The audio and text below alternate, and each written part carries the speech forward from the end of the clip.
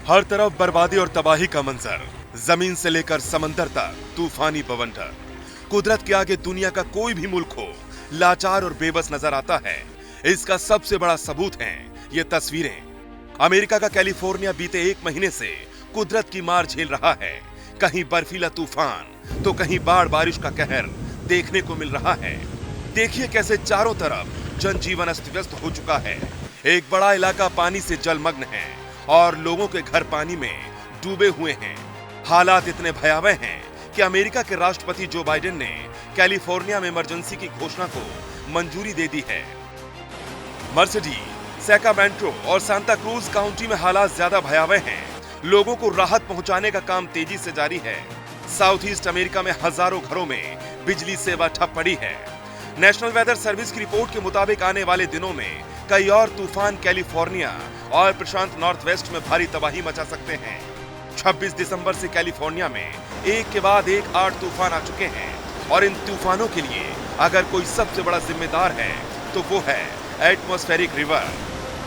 Atmospheric river नाम का एक वेदर सिस्टम। सवाल है कि आखिर ये एटमॉस्फेरिक रिवर है क्या?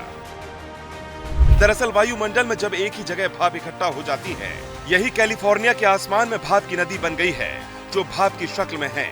भाप से भरे बादल हवा के बहाव के साथ घूमते हैं। तेज हवा में भाप बर्फ या बारिश के रूप में जमीन पर गिरती है। इसी एटमॉस्फेरिक रिवर वेदर सिस्टम की वजह से यहाँ बाढ़ और लैंडस्लाइड का खतरा बढ़ गया है।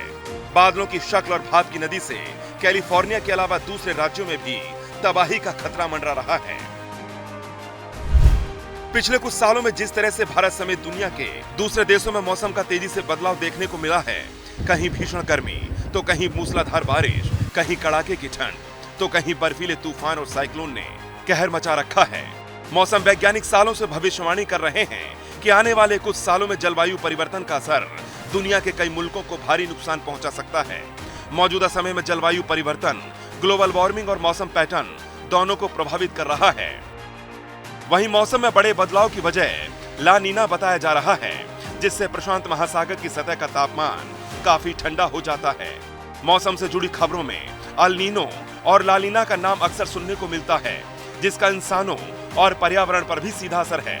अमेरिकन जियोसाइंस इंस्टीट्यूट के मुताबिक अल नीनो और ला नीना प्रशांत महासागर की समुद्री सतह के तापमान में समय समय पर होने वाले बदलाव से है, जिसका दुनिया भर में मौसम पर प्रभाव पड़ता है।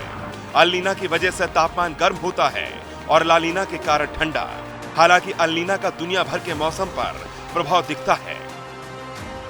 समुद्र की सतह का तापमान बढ़ने से समुद्री जीवों पर भी इसका बुरा असर पड़ता है।